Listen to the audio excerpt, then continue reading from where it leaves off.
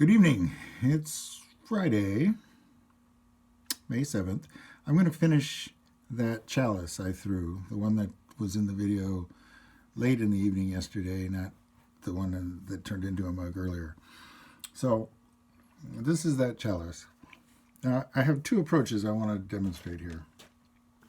Okay, so I mentioned that when I throw them, I intentionally make them so that I don't have to do much trimming.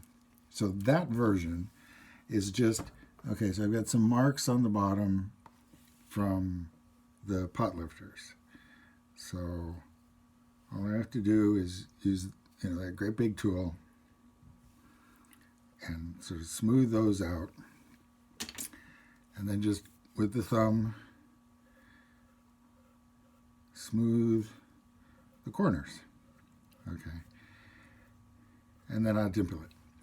But I have the choice. I have the option, if it's maybe a little too dry or maybe I left a little too much clay there, of trimming it, quote unquote, the regular way.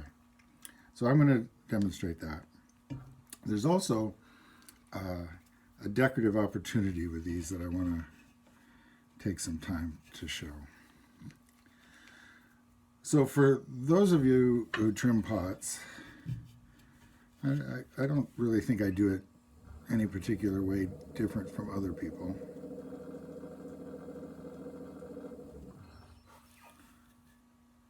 I don't tap. We've talked about that. Okay, so this is the process of creating what's called a foot ring.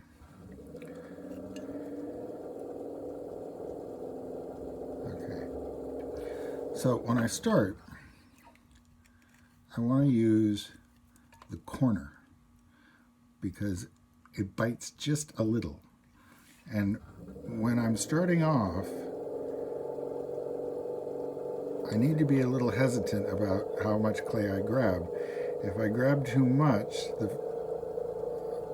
amount of friction will jump and the whole thing will go flying off the wheel.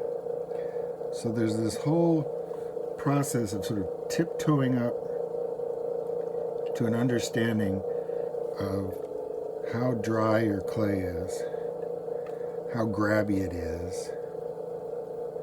If you're in a hurry, bad things will happen. And when you see those videos where the people are successfully hurrying, they've already done all that diagnostic. They know exactly what their tools will do, what the clay is up to, and that's not just clay in general terms. That's clay in terms of that moment, that day, that level of humidity. So it's very misleading. It looks like, oh, they just did it. No, there's a lot of diagnostic going in there that they haven't told you about. They're not describing. Okay, now I have some buyers who are really insistent on foot rings. And depending on the period, if you're doing anything historical, foot rings aren't really part of it. But of course, depending on the period, the pots were pretty gnarly. And you may find, as I have found, that even people who like the Middle Ages are sort of anachronistic about how they like the Middle Ages. They like a version of the Middle Ages that's perhaps cleaner than the real Middle Ages were, both biologically and in terms of surface treatments. Okay, so I haven't removed much clay, but I have cleaned up some things, and I've made a traditional foot ring.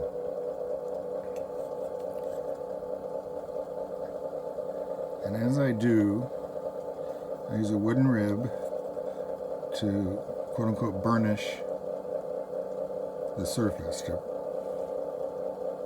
compress those clay particles and to smooth out the marks made in the trimming.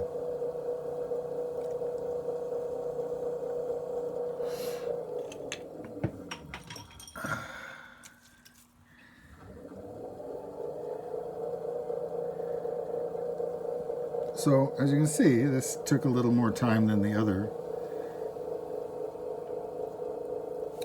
And if you're pressed for time, or if you're just making, you know, clunky old pots, you don't spend the time. Okay. Big believer in signing and dating your work. Signing it legibly. I'm very sorry for people who have very long names, but sign it in such a way that your customers know what they're getting. Really helps in the thrift shops later. Okay, so here's the basic chalice, but I have still a little opportunity here. I'm going to decorate that center bit. Let's see how I can do this so you can see it. There we go. Okay, so again, using that corner,